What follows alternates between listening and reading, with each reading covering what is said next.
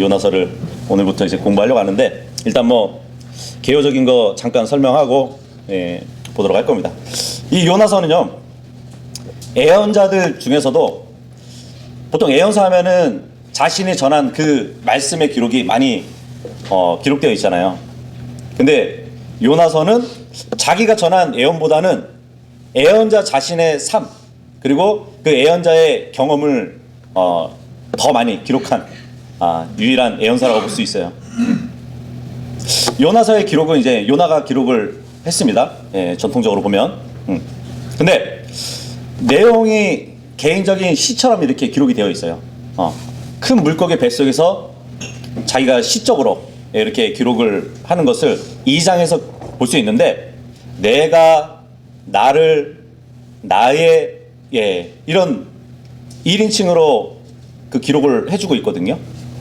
그리고 나머지 3장, 1장하고 3장하고 4장은 3인칭으로 말하고 있어요. 그래서 어떤 분들은 그래요. 여기 2장만큼은 요나가 기록을 했는데 1장하고 3장하고 4장은 다른 사람이 기록한 거라고. 그렇지 않아요. 근데 이것도 성경의 기록자의 기록법이란 말이에요. 왜냐면은 우리가 이제 성경에 보면은 모세를 비롯해 가지고 다른 성경 기록자들도 보면은 때로 자신을 3인칭으로 이렇게 기록하기도 해요. 기록했을 때 1인칭으로만 기록하지 않고 자신을 3인칭으로 기록했다고 볼 수 있는 그 예가 어딨냐면 신명기 34장 4절에서 7절까지 보시면은, 제가 읽어볼게요. 그리고 주께서 그에게 이같이 말씀하셨느니라. 이것이 내가 아브라함과 이삭과 야곱에게 맹세하며 말하기를 내가 너의 씨에게 그것을 주겠노라 한 지역이라. 내가 너로 하여금 너의 두 눈으로 그것을 보게 해 주었으나 너는 거기로 건너가지 못하리라. 그렇게 하여 주의 말씀에 따라 주의 종 모세가 거기 모압 지역 가운데서 죽었더라. 여기까지 보니까 신명기는 누가 기록했다고 알고 있죠? 모세가 기록했다고 알고 있죠.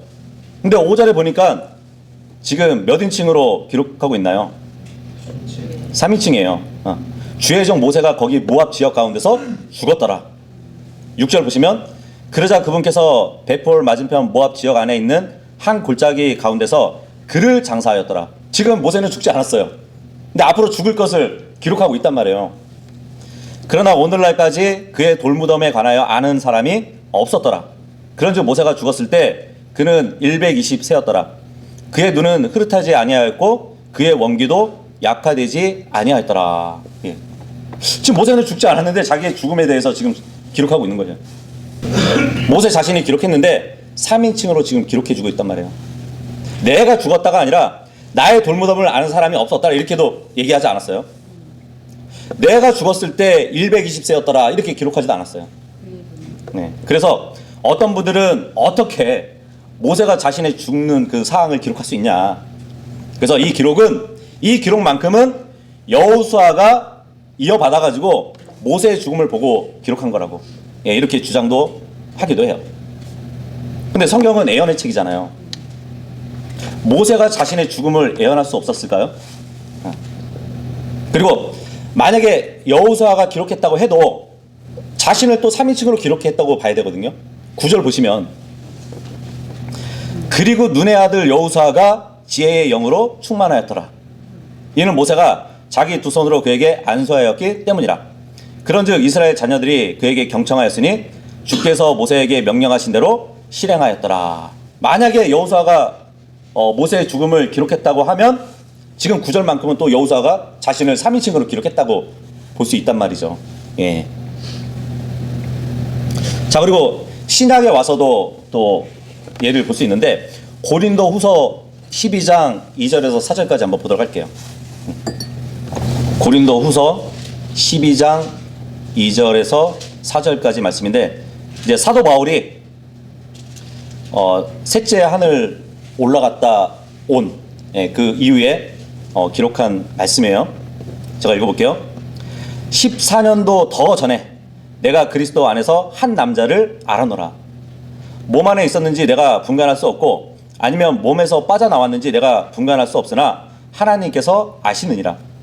이러한 사람이 셋째 하늘로 붙들려 올라갔느니라. 그런즉 나는 이러한 사람을 알아노라. 몸 안에 있었는지 아니면 몸에서 빠져나왔는지 내가 분간할 수 없으나 하나님께서 아시느니라. 그가 낙원으로 붙들려 올라갔으며 말로 표현할 수 없는 말들을 들었는데 사람이 그것을 발설하는 것이 합법적이지 아니하리라. 지금 사도 바울이 누구를 가리켜서 지금 기록하고 있죠? 자신을 가리켜서 지금 기록을 하고 있단 말이에요. 그래서 바울이 지금 어떤 사람을 알았다는 것은 바로 자신을 3인칭으로 기록해서 말을 해주고 있는 것이에요. 그러니까 마찬가지로 요나도 3인칭으로 자신을 얘기했다고 해서 이 요나가 기록자가 아니다 이렇게 주장할 근거는 없다는 얘기예요. 자, 그리고 이 요나서는 역사적으로 실제했던 인물입니다. 예. 뭐 어떤 자유주의자들은 이 요나서 자체를 그냥 교훈을 위한 하나의 어떤 비유의 기록이라고 그렇게 말을 하는 사람도 있는데 전혀 그렇지 않아요. 이 요나는 역사에 나타나는 실제적인 인물이었다는 것을 우리가 또 성경을 보면 알 수 있거든요. 요나는 예언자이기 때문에 예언을 한 사람이겠죠, 그죠? 열왕기하 14장 23절에서 25절에 보면 증명이 됩니다. 그 구절을 보면 이제 북이스라엘 여로보암 2세가 왕국을 확장하게 될 것이라는 요나의 예언이 나와요.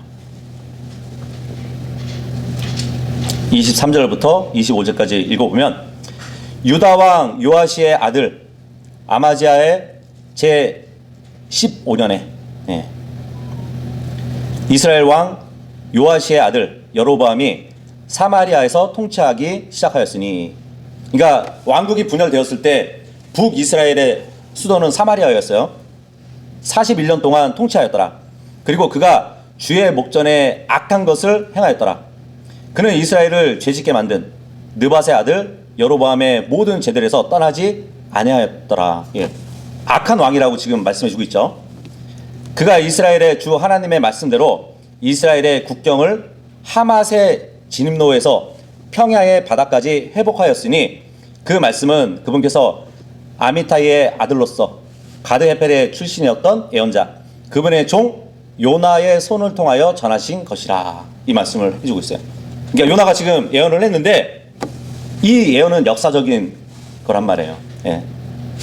근데 여기 북이스라엘 왕 여로보암 2세에 관한 예언을 지금 해주고 있죠. 근데 그 25절 마지막에 보면은 하맛의 진입로부터 평야의 바다까지 회복했다는 말을 해주고 있어요. 그러니까 이 왕국이 확장될 것이라는 예언이란 말이에요. 좋은 예언일까요? 나쁜 예언일까요? 왕국이 확장되기 때문에 좋은 예언이란 말이에요. 근데 이 여로보암 2세에 관한 예언이 또 있어요. 예. 분열 왕국 후기에 요나와 같은 시대에 살았던 예언자가 있었는데 그게 누구냐면 아모스예요. 아모스 6장을 한번 가보도록 할게요. 동일한 예언을 하고 있거든요.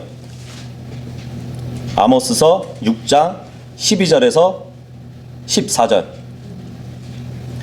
바위 위에서 말들이 달리겠느냐? 거기서 누군가가 소돌로 밭을 갈겠느냐? 이는 너희가 공의를 쓸개즙으로 바꾸고 의의 열매를 독초로 바꾸었기 때문이라. 아무것도 아닌 것을 크게 기뻐하며 말하기를 우리가 우리 자신의 힘으로 우리에게 뿔들을 가져오지 아니하였느냐 하는 너희로다. 그러나 오 이스라엘 집아 주 만군의 하나님이 말하노라. 보라 내가 너희를 대적하여 한 민족을 일으키겠노라. 그리하여 그들이 해맛으로 들어가는 진입로에서부터 광야의 강까지 너희를 괴롭히리라. 예. 열왕기하 14장에서는 하맛의 진입로에서 평야의 바다까지 회복한다고 예언했었죠. 요나가. 근데 여기 아모스는 해맛으로 들어가는 진입로에부터 광야의 강까지 너희를 괴롭힌대요. 한 민족이 일어나가지고. 어떻게 하나님은 요나와 아모스의 예언을 상충되도록 이렇게 하셨을까요? 요나의 예언은 잘 된다고 그러고 아모스는 잘못될 것이라고 두 예언이 같이 있었단 말이에요. 그 해답이 어딨냐면 요나서에 있는 것이에요. 예. 이스라엘이 하나님께 불순종을 했는데 회개하면 왕국이 확장되고 그렇지 않으면 한 민족에게 괴롭힘을 당한다는 것이에요. 예. 그래서 지금 요나서를 우리가 보고 있는데 요나서는 그 배경이 북이스라엘이 아시리아의 포로로 잡혀가기 전에 40년 전에 배경을 두고 있어요. 근데 결국 이스라엘이 어떻게 됐죠? 나중에 아시리아의 포로로 잡혀갔잖아요.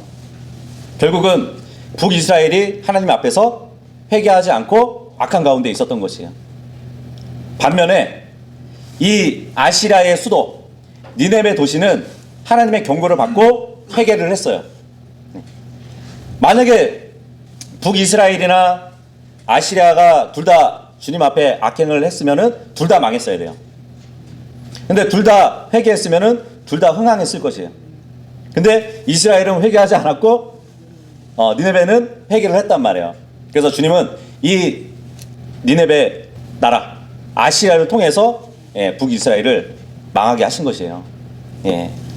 그렇게 그러한 배경에서 중간에 이제 요나서가 기록됐다고 보시면 됩니다. 결과적으로 보면은 요나의 예언이 아니라 아모스의 예언이 성취됐다고 보시면 되겠죠. 그래서 그 예언이 성취되기 전 하나님은 요나를 불러가지고 아시리아 제국의 수도였던 니네베 도시에 가서 말씀을 전파하라고 보내시는 그 배경을 알아야 또 전체적인 게 이해가 됩니다. 근데 이 예언자 요나는 반항을 했어요. 그런 이유가 또 있었는데 역사를 보잖아요. 이 아시리아인들은 굉장히 잔인했어요. 막 원수들을 산채로 묻어버리거나 산채로 막 가죽을 벗겨가지고 그리고 그들의 두개골을 막 이렇게 쌓아두는 그런 일을 했던 족속들이었어요. 아니면 이제 뜨거운 태양 아래에서 날카로운 장대로 이렇게 사람을 꽂아두는 그런 일을 아무렇지도 않게 자행했던 냉혹한 사람들로 알려져 있어요. 그런데 요나는 이러한 잔인한 아시리아의 그 수도에 가가지고 말씀을 전해야 되는 상황이었단 말이에요. 이 아시리아 왕국이 이 북왕국 이스라엘을 위협했던 당시이기도 했었습니다. 근데 그러한 잔인한 백성에게 하나님은 회개를 전파하도록 요나를 보내시는 것이었어요. 근데 요나는 그 성이 또 만약에라도 회개하면 보존이 될 것이잖아요. 근데 그거조차도 우려가 돼가지고 하나님의 말씀을 전하는 데 있어서 주저했던 예언자였어요. 아마 요나는 그 니네베에 대해서 어떤 마음을 가졌을까요? 니네베가 회개하지 않으면 망하게 된다고? 잘 됐네. 근데 이 원수가 만약에 하나님께 회개해서 용서를 받는다면 어떡하지? 그들에게 하나님의 경고를 전하느니 차라리 하나님께 불순종하는 게 낫겠다. 이렇게 생각을 가졌던 게 요나였단 말이에요. 그래서 요나는 이 니네베로 가지 않고 타르시시라는 곳으로 도망가다가 물고기에게 삼켜짐을 받았죠. 그래서 물고기 뱃속에서 3일 낮 3일 밤을 지내고 나온 이 요나가 하나님의 명령에 순종해서 결국은 니네베에 가서 말씀을 선포했단 말이에요. 근데 요나가 실망하게도 그 성이 회개를 했어요. 그러면서 생명을 보존하게 됩니다. 근데 신약에 와서 예수님도 요나가 실존했던 인물이고 그 요나가 고래 뱃속에 들어갔던 그 모든 것이 역사적인 사실이라고 말씀해 주셨어요. 예수님도 요나가 고래 뱃속에 들어갔다가 나온 사건을 자신의 죽음과 장사 지냄과 부활의 예로 이렇게 적용을 하셨죠. 그죠? 그래서 마태복음 12장 40절에 보면은 그런 말씀을 하셨잖아요. 이는 요나가 고래 뱃속에 3일 낮과 3일 밤을 있었던 것 같이 인자도 그처럼 3일 낮과 3일 밤을 땅의 심장 속에 있을 것이기 때문이라. 그죠? 그러니까 요나가 니네베 사람들에게 표적이었던 것처럼 사람의 아들이신 예수님께서도 그 시대 사람들에게 표적이었어요. 그래서 누가복음 11장 30절에 보면 이는 요나가 니네베 족들에게 표적이었던 것 같이 인자 역시 이 시대에도 그러할 것이기 때문이라 이 말씀을 해주셨거든요. 그래서 그러한 또 관계를 볼 수 있단 말이죠. 이 요나라는 이름의 뜻은 비둘기예요. 예전에 이렇게 서신을 보낼 때 보면은 비둘기 다리에 묶어가지고 보내기도 했었잖아요. 그런 역할을 하는 게 지금 요나란 말이에요. 요나의 이름은 비둘기란 뜻입니다. 하나님의 소식을 들고 간 요나가 니네베에서 행하는 그 사역은 정말 역사상 가장 큰 부흥이었다고 또 볼 수 있어요. 이 요나가 어디서 태어났냐면 나사렛 근처였던 가드 헤벨의 출신이에요. 쉽게 얘기하면 갈릴리 사람이었단 말이에요. 이런 말이 있어요. 요한복음 7장 52절에 보면 그들이 그에게 대답하여 말하기를 너도 갈릴리 출신이냐? 찾아보고 살펴보라. 이는 갈릴리에서는 예언자가 아무도 일어나지 아니하기 때문이라. 이 말을 했었어요. 바리새인들이. 그렇다면은 갈릴리에서는 예언자가 나오지 않는다는 바리새인들의 말은 참말일까요? 거짓말일까요? 거짓말이 되는 것이에요. 왜냐하면 요나가 나왔잖아요. 근데 요나뿐만 아니라 나훔, 말라키도 갈릴리 출신이에요. 바리새인들이 성경을 잘 몰랐거나 아니면 성경을 가지고 거짓말을 했거나 둘 중에 하나겠죠. 그리고 요나서를 보면 이제 구약 성경에서 그러니까 이방 백성의 죄인들에게까지도 하나님의 은혜를 보여주는 놀라운 책이란 말이에요. 그래서 1장에 보면은 요나서 1장에 보면은 요파라는 도시가 나와요. 요파. 다른 민족에게 말씀을 전하라고 했을 때 요나가 내려간 곳은 요파란 말이에요. 그런데 800년이 지난 후에 하나님께서 다른 이방 민족에게 복음을 전해야 된다고 이렇게 누구에게 말씀했냐면 베드로에게 말씀하셨어요. 다른 민족에게 복음을 전하라고 베드로에게 하셨던 장소가 요파란 말이에요. 보통 이제 베드로에게 수식되는 다른 이름 아셔요? 개바? 시몬.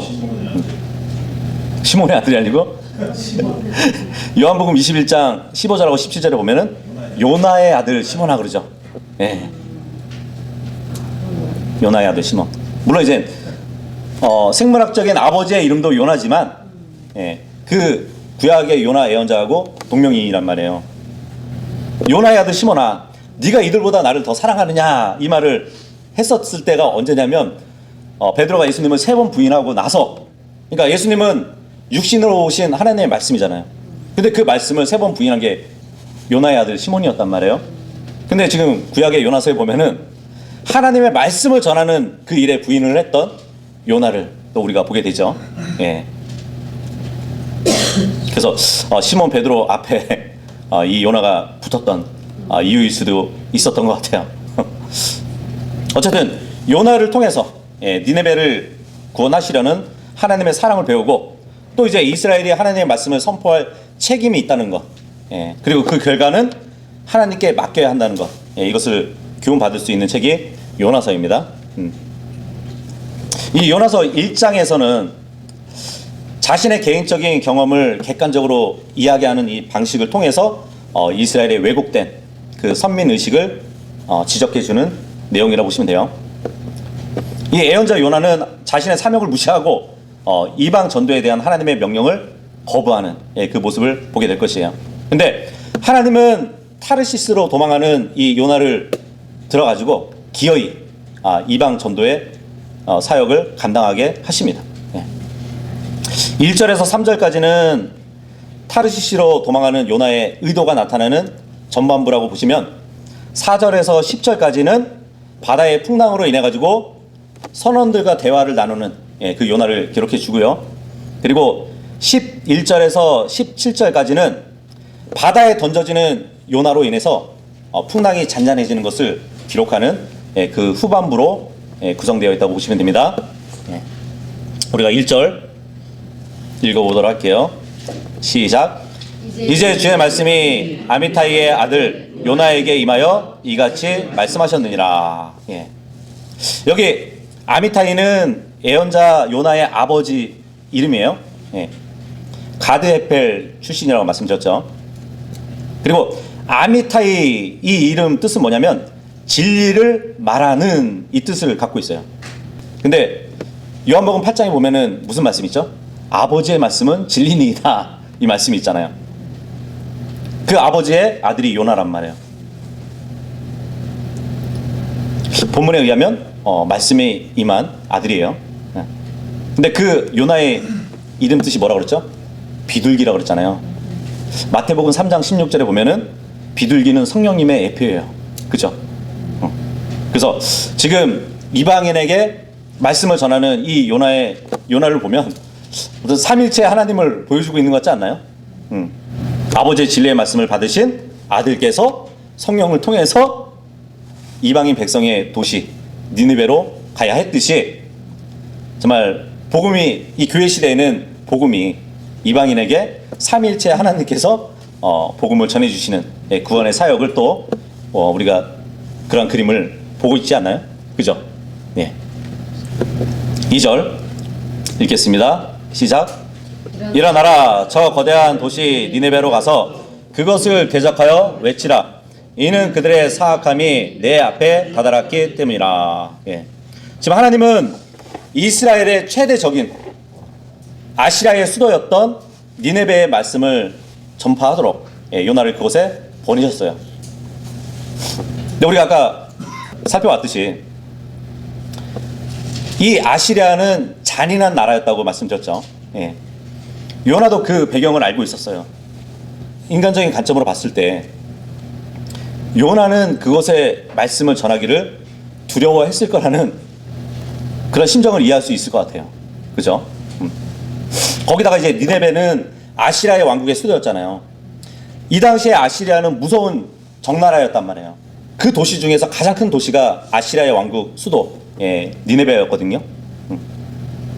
근데 이 니네베 수도는 세속적으로 굉장히 번영을 했었어요. 그래서 범죄와 악행의 중심지였다고 보시면 됩니다. 그런 악행이 벌어지는 도시에 가서 하나님의 말씀을 전하래요. 나훔서 3장 1절에 보잖아요. 그러면은 이 니네베를 가리켜가지고 어떻게 표현하냐면 피비린내 나는 도시라 그래요. 네. 어느 정도면은 피비린내가 날 정도로 그 도시를 표현했을까요? 거기다가 나훔이 이제 또 니네베 사람들을 어떻게 표현하냐면 잔인하고 굶주린 사자로 이렇게 비유를 해요. 그 정도로 이제 악행이 벌어지는 도시였단 말이에요. 그래서 지금 주님이 2절에 보니까 그들의 사악함이 내 앞까지 다다랐다고 그렇게 말씀하실 정도로 악행의 도시였다는 얘기예요. 특별히 이 니네베를 거대한 도시라고 지금 표현을 하고 있는데, 그러니까 주변 도시들을 압도하는 그러한 규모의 도시라고 볼 수 있어요. 근데 그 성의 규모만큼 인구도 많았다고 볼 수 있는데, 요나서 4장 11절에 보면은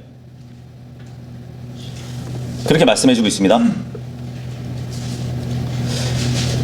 요나서 4장 11절에 보면은 그러면 그들의 오른편과 그들의 왼편도 분별할 줄 모르는 12만 명에 넘는 사람들과 많은 가축들까지 있는 저 거대한 도시 니네베를 내가 아껴야 하지 아니하겠느냐. 오른편과 그들의 왼편을 분별할 줄 모르는 사람들, 누구를 얘기할까요? 아마 아이들을 얘기하는 것 같아요. 그죠? 근데 그 아이들만 12만 명이래요. 그러면은 그들의 부모를 생각한다면 엄청난 많은 인구가 살았던 도시라고 볼 수 있겠죠. 근데 그 도시가 너무 사악해가지고 하나님의 앞까지 다다랐대요. 하나님 앞까지 다다랐다.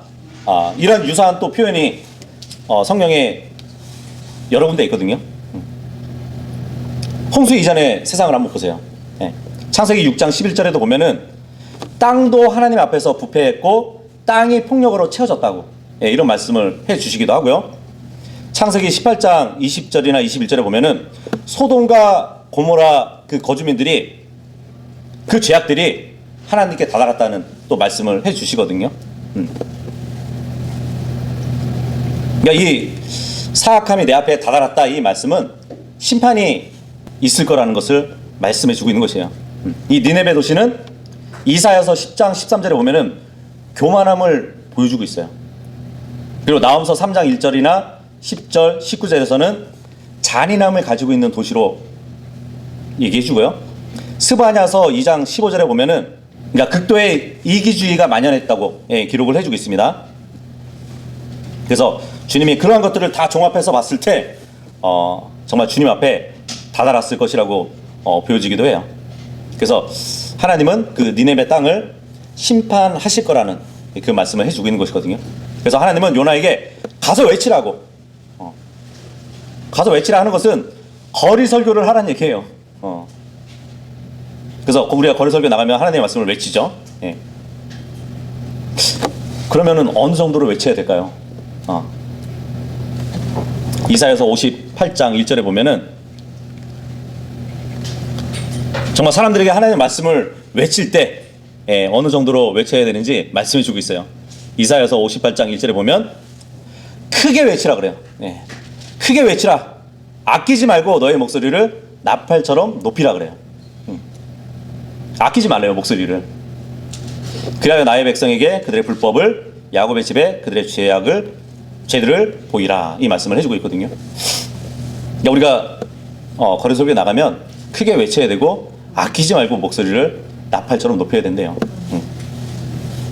이것이 요나의 사역이고 또 우리의 사역이기도 한 것입니다. 본문 돌아와서 3절 읽겠습니다. 시작. 그러나 요나는 주의 면전에서 타르시시로 도망하려고 일어나서 요파로 내려갔더라. 그리고 그가 타르시시로 가는 한 성박을 발견하였더라. 그렇게 하여 그가 주의 면전에서 떠나 그들과 함께 타르시시로 가려고 그들의 뱃삭을 지불한 다음 그 안으로 내려갔더라. 2절에 보니까 하나님은 요나에게 일어나라 그리고 외치라 그랬잖아요. 근데 3절에 보니까 요나는 일어났어요. 근데 도망했어요.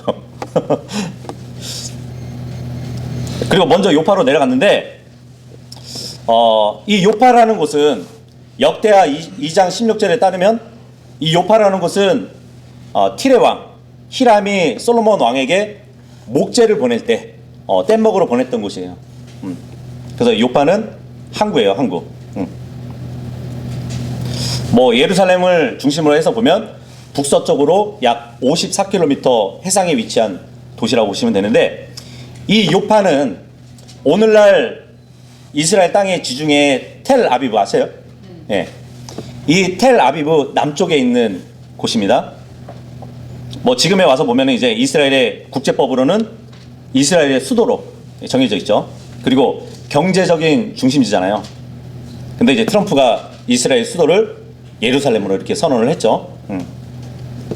이 텔 아비브는 히브리어로 봄의 언덕을 뜻하는 말인데, 봄이 되면 이제 온갖 식물로 인해 가지고 경치가 아름다운 곳이에요.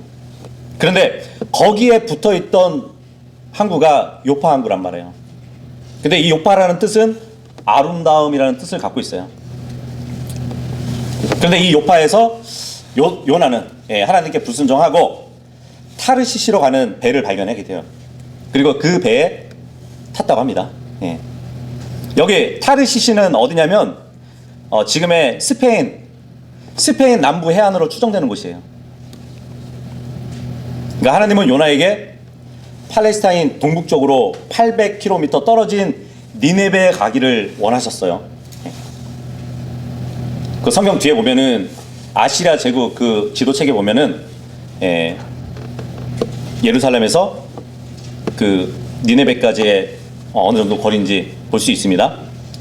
800km 정도 떨어진 니네베에 가기를 원하셨는데, 요나는 하나님의 말씀을 불순종하고 동쪽으로 가는 대신에 서쪽으로 3000km 떨어진 그곳으로 도망가려고 했어요. 그리고 하나님은 비옥한 초생달 지역이 있거든요. 그쪽 육지로 여행하기를 원했는데 요나는 원치 않는 그 바다 여행을 택했던 것이에요. 근데 이제 이스라엘 백성에게 있어서 사실 고대 유대인들은 바다를 싫어했어요. 왜냐하면 고대의 유대인들에게 있어서 전설이 있었거든요. 전설이기도 하지만 성경에 나온 그것을 이제 전설로 이해를 했었단 말이에요. 바다 안에는 바닷괴물이 산다고 전설을 갖고 있었단 말이에요. 그래서 바다 하면은 이 고대 유대인들에게 있어서는 혼돈과 두려움과 공포의 상징이었어요. 그 이유가 두 가지인데, 첫 번째는 이스라엘 백성들은 광야의 백성들이었잖아요. 마른 땅을 밟고 양과 염소 그 가축들을 치면서 살았던 유목민들이었잖아요. 그래서 뭐 티레나 시돈 사람들처럼 이런 검푸른 파도가 막 일렁이는 그러한 바다 위에 배를 띄우고 살던 해양 민족이 아니었단 말이에요. 그래서 바다를 볼 때는 기본적으로 유대인들에게는 친숙한 대상이 아니었어요. 막 순식간에 바람이 막 일어가지고 이 바다가 막 하얀 거품을 막 내뿜으면서 집어삼킬 듯한 그 파도가 일면은요, 그 바다에 빠져서 결코 살아나오지 못한다는 그 생각을 갖고 있었어요. 그리고 두 번째는 이 당시에 고대 유대인들은 메소포타미아 지역의 사람들과 공통적으로 갖고 있었던 개념 가운데 하나가 뭐냐면 바다에는 괴물이 살고 있었다고 믿고 있었던 것이에요. 바벨론 신화에 의하면요, 그 바다에 살고 있던 괴물은 바다의 신으로 알려져 있었는데 그 이름이 타이어멧이었어요. 어둠과 혼돈의 용, 이렇게 알려져 있던 바다 괴물이 살고 있었다고 생각하고 있었단 말이에요. 그래서 이 타이어멧이라는 이 용은 바다의 지배자로 알려져 있었단 말이에요. 그래서 그 괴물이 바다에 막 강풍을 일으켜가지고 파도를 막 거칠게 만들어 놓고 자신에게 잘못한 사람들이 있으면은 그 배를 뒤집어 버리는 그러한 괴물로 알려져 있었어요. 그래서 두려운 존재로 알고 있었단 말이에요. 이제 성경에 보면은 바다의 괴물 하면은 리바이어던이 있잖아요. 그죠? 리바이어던이 있단 말이죠. 근데 그것을 유대인들이 봤을 때는 바다 괴물로 인식을 했던 것이에요. 물론 영적인 용을 말하는데 고대 유대인들은 문자적으로 보았기 때문에 이 바다에 검푸른 그 물결이 두렵고 또 사람을 잡아 죽이는 괴물이 살고 있다는 그런 바다가 두려운 곳이었단 말이에요. 그래서 고대 유대인들을 비롯해 가지고 메소포타미아 지역의 사람들이 바다에 대한 그 개념은 두려움, 공포, 혼돈, 그런 생각이 자연스럽게 있었던 것이에요. 어쨌든 요나는 그러한 배경 가운데 이 바다를 가로질러 가지고 스페인의 남부 지역 그쪽에 있는 타르시시 그쪽으로 도망가려고 했던 것이에요.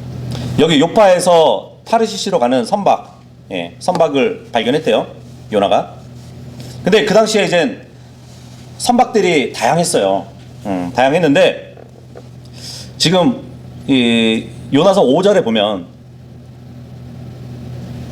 1장 5절에 보면은 선박 안에 있던 물자들을 바닷속으로 던졌다는 이 말에 의하면 아마 요나가 탔던 배는 화물 수송선이었던 것 같아요. 근데 이제 이 화물 수송선이 타르시시로 가잖아요. 얼마나 이렇게 걸리냐면 솔로몬 시대에 타르시시로 가는 배들이 3년 동안 돌아오지 않았다는 말씀이 있어요. 그 이유가 뭐냐면 이 화물선은 속도가 빨라야 7km의 속도를 낼 수 있었대요. 4절하고 5절 읽겠습니다. 시작. 그러나 주께서 한 커다란 바람을 바다로 보내셨으니 바다에 막강한 강풍이 있었고 그렇게 하여 선박이 거의 부서지게 되었더라. 그때 항해원들이 무서워하며 모든 사람이 저마다 자기 신에게 부르짖었고 그 선박 안에 있던 물자들을 바닷속으로 던졌으니 그것들을 덜어서 선박을 가볍게 하기 위함이었더라. 그러나 요나는 배전들 안으로 내려갔더라. 그리고 그가 누우니 깊이 잠들었더라. 하나님은 이제 자신의 예언자가 이렇게 도망가려고 했음에도 불구하고 그 요나를 포기하지 않으셨어요. 그래서 하나님은 자신의 뜻을 이루기 위해서 자연적인 그 매체들을 사용한다는 것을 또 보여주고 있거든요. 본문에는 지금 바람을 통해 가지고 일을 하시잖아요. 1장 17절에 보면은 주님은 큰 물고기를 또 사용하게 될 것이에요. 그리고 4장 6절에 보면 박넝쿨을 이렇게 사용해 가지고 또 일을 하실 겁니다. 그리고 4장 7절에 보면은 벌레를 또 사용하셔요. 그러다가 4장 8절에 보면은 동풍과 해를 사용합니다. 이렇게 주님은 자연적인 것을 사용하신다는 것을 볼 수 있어요. 근데 지금 본문에 보니까 커다란 바람을 바다로 내보냈다고 합니다. 예. 커다란 바람을. 이 바람도 계시록 7장 1절에 보면은 땅의 네 모퉁이에 서가지고 바람들을 붙잡는 천사들이 있다고 기록되어 있어요. 예. 그런데 그 천사들도 하나님의 명령 아래서 바람을 다룰 수 있었을 것이에요. 그죠? 자, 이 바람. 하나님은 바람을 자기 마음대로 다룰 수 있는 분이십니다. 예. 그 이유가 또 성경에 보면은 우리가 찾아볼 수 있는데, 아모서서 4장 13절 한번 보도록 할게요. 이는 보라, 산들을 형성하고 바람을 창조하며 그의 생각이 무엇인지 사람에게 선하는 이여 아침을 어둠으로 만들고 땅의 높은 곳을 위로 갚느니 주 만군의 하나님이 그의 이름이기 때문이다. 여기 보니까 바람을 창조하신 분이 하나님이에요. 그죠? 그 하나님이 주인이라는 거잖아요. 바람의 주인. 잠언서 30장 4절도 한번 보도록 할게요. 누가 하늘로 올라갔거나 내려오셨느냐? 누가 바람을 자신의 주먹들 안에 모으셨느냐? 여기 보니까 주님은 바람을 자신의 주먹들 안에 모으신대요. 그러니까 바람을 충분히 다루실 수 있는 분이 바로 바람을 창조하신 하나님이신 거잖아요. 마태복음 8장 26절. 이때 보면 이제 바다에 강풍이 일어가지고 그 강풍을 잠잠하게 만드신 분이 있어요. 누굴까요? 예수님이에요. 마태복음 8장 26절에 보면 이에 그분께서 그들에게 말씀하시기를 오 너희 믿음이 적은 자들아 어찌하여 너희는 두려워하느냐 하시니라. 그때 그분께서 일어나시어 바람들과 바다를 꾸짖으셨으니 대단히 고요해졌더라. 그러나 그 사람들은 놀라워 말하기를 이분은 어떤 부류의 사람이기에 심지어 바람들과 바다도 그분께 순종하는가 하였더라. 예. 바람을 창조하고 그 바람을 주먹 안에 모으시는 분. 근데 여기 보니까 예수님이 그런 일을 하신대요. 그러니까 예수님도 하나님이신 것이죠. 어쨌든 이렇게 자연 현상까지 동원해서 요나의 길을 막으시고 또 순종을 유도하시는 것은 정말 하나님의 놀라운 권능이 있었던 것이에요. 예. 근데 지금 요나 한 사람으로 인해서 바다에 지금 선박이 거의 부서지게 되었잖아요. 근데 이 말씀만 보면 한 배만 경향해서 바람이 부는 것이 아니라 이 정도의 바람이 불었다는 것은 그 바다 전체에 파도를 일으킬 정도의 막강한 바람이 있었다는 것이에요. 요나로 인해서 아마 이 바다에 떠 있는 모든 배들이 다 이렇게 됐을 것 같아요. 예.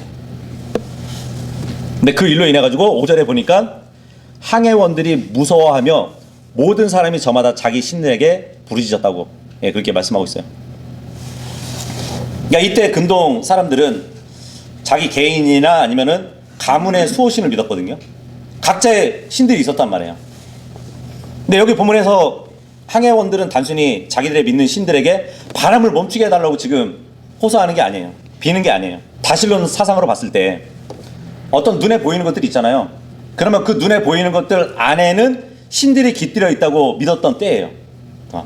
그렇다면은 큰 바람이 불었잖아요. 그러면 그 바람을 관장하는 신이 있다고 믿었기 때문에 각자 자신들의 신을 부르는 이유가 뭐냐면 바람을 멈추게 해달라는 것이 아니라 이 바람의 신에게 멈춰달라게 하라고 그렇게 비는 것이에요. 그래서 이 바다의 신이 존재한다고 믿었기 때문에 그 바다의 신을 말려달라고 자기들의 신을 찾았던 것이에요. 근데 놀라운 게 뭐냐면 이 와중에도 요나는 배 아래서 누워 자고 있었다는 것이에요. 근데 이제 변개된 70인역에 보면은 그가 누우니 깊이 잠들었다 이 말씀에 그리고 그가 코를 골았더라 이 말씀을 또 첨가해뒀어요. 모르겠어요. 깊이 잠든 그 모습을 표현하기 위해서 쓸데없이 더한 것 같아요. 6절하고 7절 읽겠습니다. 시작.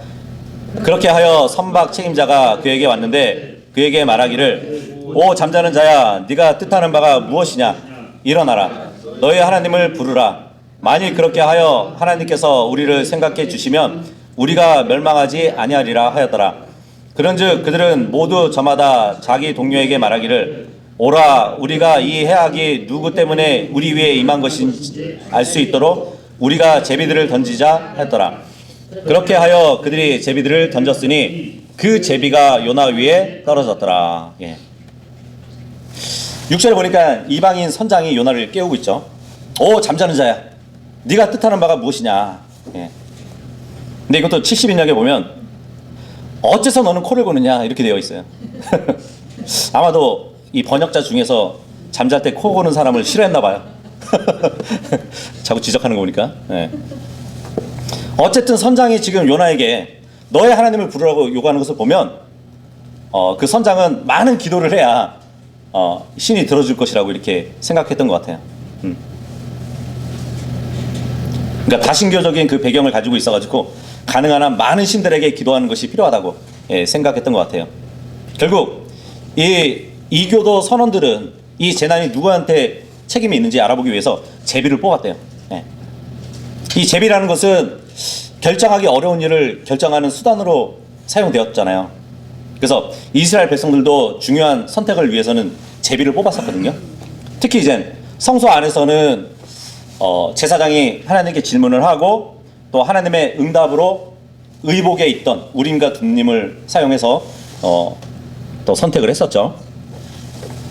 잠언서 16장 33절에 보면은 제비는 거독자락 안에 던져지나니 그것의 전체적인 안배는 주께 속하느니라, 이 말씀이 있어요. 사람이 뽑지만 결국 그 응답은 하나님이 하신다는 거잖아요. 그래서 하나님의 응답과 동등하게 여겨졌던 것이 바로 제비였어요. 뭐 국가의 위기가 있을 때나 또 가나안 정복을 결정했을 때, 그리고 범죄했던 악한을 찾았을 때, 그리고 사울이 맹세를 했었는데 그 맹세를 어긴 위반자 요나단을 찾았을 때, 그리고 제사에 있어서 속죄 염소를 정하기 위해서 이 제비를 썼었어요. 성경에 여러 군데서 그런 일이 있었단 말이죠. 그리고 가나안 정복을 하고 나서 그 토지를 12지파에게 분배하는 일을 했을 때도 제비를 사용했습니다. 물론 이 본문에서는 지금 제비를 뽑는 일이 이교도들이에요. 그죠? 이교도들도 이러한 비슷한 결정을 하기 위해서 제비를 뽑았던 그런 배경이 있었던 것이에요. 하나님은 그 제비에도 간섭하셨던 것이에요. 결국 그 제비가 요나 위에 떨어졌다고 말씀해주고 있습니다. 8절 9절 읽겠습니다. 시작. 그때 그들이 그에게 말하기를 우리가 너에게 간구하노니 이 해악이 누구 때문에 우리에게 임한 것인지 우리에게 말하라. 너의 직업은 무엇이냐? 또 너는 어디에서 오느냐? 너의 나라는 어디냐? 그리고 너는 어떤 백성에 속하느냐 하였더라. 이에 그가 그들에게 말하기를 나는 히브리인이라. 그리고 나는 하늘의 하나님이신 주를 두려워하나니 그분께서는 바다와 마른 육지를 만드신 분이시라 하였더라. 이스라엘 그 옆에 보면 지중해가 있잖아요. 바다, 큰 바다. 이 지중해를 항해하는 계절에는 거의 폭풍이 없었어요. 선원들은 잘 알고 있었죠. 어느 계절에 항해를 해야 이런 큰 바람이 없다는 것을. 사도행전 27장과 이제 28장을 보잖아요. 이제 바울이 로마 황제 앞에 재판을 받기 위해서 죄수의 몸으로 호송되는 장면이 나오거든요. 거기 보면은 큰 바람이 이는 항해할 수 없는 그 계절을 우리가 알 수 있어요. 사도행전 27장 9절에서 11절까지 보시면 이런 말씀이 있거든요. 이제 많은 시간이 소요된 후에 이미 금식 절기가 막 지났기에 당장은 항해하는 것이 위험해지자 바울이 그들에게 권고하여 그들에게 말하기를 선생님들이여 이번 항해에서는 화물과 선박뿐 아니라 우리의 생명들까지도 다치게 되고 많은 손해가 생길 것을 제가 알았나이다 하였더라. 그럼에도 불구하고 백부장은 바울에 의하여 언급된 그러한 것들보다는 선장과 선주의 말을 더 믿었더라. 여기 보니까 사도 바울이 지금 항해를 말리고 있어요. 근데 어느 때냐면 이미 금식 절기가 막 지났기 때문에 항해하는 것은 위험하대요. 이스라엘의 금식 절기가 언제인지 보면 알 수 있거든요. 그때가 언제냐면 속죄일이에요. 속죄일. 속죄일은 보통 우리의 달력으로 9월이나 10월 달에 하는 절기예요. 그렇다면 금식 절기가 막 지났다면은 몇 월 달일까요? 11월 달이겠죠. 그죠? 보통 항해가 어려운 계절 하면은 겨울철이에요. 겨울바다는 날씨가 변덕스러워요. 그래서 어선 사고가 굉장히 많이 일어나는 시기거든요. 뭐 우리나라만 해도 계절별로 이렇게 비율로 보잖아요. 27.1%를 차지하고 있는 것이 겨울철의 사고래요. 그래서 겨울철에 발생하는 그 해양 사고는 발생 건수에 따라서 대형 사고로 이어지는 경우가 겨울철이래요. 네. 지금 사도 바울을 봤을 때는 이제 11월 달이 됐는데 항해하는 그 기간이 겨울과 이어진단 말이에요. 그래서 위험하다고 말을 하고 있는 것이에요. 그럼에도 불구하고 백부장은 바울에 의해서 언급된 그런 것보다는 선장과 선주의 말을 더 믿었대요. 모르겠어요. 이 선장과 선주는 겨울이 오기 전에는 항해를 끝낼 것이라는 그 말을 했었는지 모르겠습니다. 근데 바울은 말리고 있거든요. 그리고 당시에 이 지중해는 바람이 심했던 기간이 11월 10일경부터 다음 해 3월 10일경까지는 이 겨울 항해가 중단되었던 시기였어요. 뭐 겨울뿐만 아니라 9월의 중순부터는 바람의 방향이 이렇게 바뀌어 버리거든요. 그렇다면 이제 배가 갈 때 바람이 뒤에서 불어줘야 항해가 가능한데 맞은편에서 바람이 불면은 항해가 어렵잖아요. 그런 위험한 시기로 알려져 있었단 말이에요. 그래서 사도 바울이 말렸던 것이에요. 그래서 바울이 또 감옥에 있을 때 보면은 디모데를 보고 싶어 했는데 디모데가 바울에게 오기까지는 배를 타고 왔어야 되거든요. 그래서 그 위험을 만나지 않기 위해서 겨울이 오기 전에 오라고 그런 말도 했거든요. 어쨌든 지금 요나서 본문에 보니까 선장과 선원들은 이 바다에 바람이 불지 않는 그 계절에 항해를 했어요. 근데 큰 바람이 부는 그 장면을 봤을 때는 자신들이 경험에 비춰봤을 때 이상한 일이었던 것이에요. 애사롭지 않다는 것을 알았던 것이에요. 그래서 그런 이유로 제비를 뽑아가지고 누구의 신이 이런 일을 하는지 밝히고자 했던 것이에요. 그러면서 이제 그 제비가 요나에게 떨어졌던 것이고 그 요나의 신상 조사를 지금 하고 있습니다. 이 해악이 누구 때문에 임했냐고, 너의 직업이 무엇이냐고, 그리고 어디서 왔냐고, 너의 나라는 어디냐고, 그리고 너는 어떤 백성에 속하냐고. 그죠? 근데 이 신문하는 것을 보면은 마치 베드로를 현장에서 신문하는 모습과 같지 않나요? 누구의 아들 시몬? 요나의 아들 시몬. 한 소녀가 이제 베드로한테 왔었잖아요. 당신도 갈릴리 예수님과 함께 있었다고. 그리고 함께 보던 사람 중에 하나가 이자도 나사렛 예수와 함께 있었다고. 또 어떤 사람들은 네가 갈릴리 사람이라고. 왜냐하면 네 말투를 보니까 알겠다고. 그죠?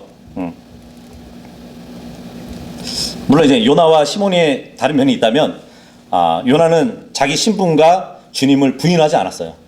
그죠? 하늘과 육지를 만드신 하나님을 믿는 사람이라고 얘기하잖아요. 근데 베드로는 부인을 했었죠. 하지만 이제 요나는 적대국이었던 아시리아 수도 니네베를 위해서 하나님의 말씀을 선포하라는 애언자의 사명을 받았지만 요나는 하나님의 뜻을 따르지 않고 도망을 갔습니다. 이러한 그의 행동은 하나님의 직접적인 개입을 불러왔고요. 또 어려움을 겪게 됩니다. 그래서 우리가 오늘 여기까지 보고 다음 주에는 정말 요나의 거부에도 불구하고 정말 하나님께서 자신의 뜻을 어떻게 이루어 가시는지를 보게 될 것이에요. 그래서 오늘의 말씀으로 인해서 우리가 교훈받을 수 있는 것은 우리에게 있어서도 삶에서 주님을 전할 수 있는 사람들이 되어야 되지만 한편으로는 어떠한 이유로 아니면 어떠한 환경이 주어졌기 때문에 그것을 핑계 삼아서 정말 주님을 전하지 않는 그러한 일이 있지 않나 그런 것을 돌아보게 됩니다. 그래서 우리가 늘 주님의 자녀라는 것을 인식하고 늘 언제나 복음을 위해서 자신을 하나님께 드리고 일할 수 있는 모두가 될 수 있기를 바라겠습니다.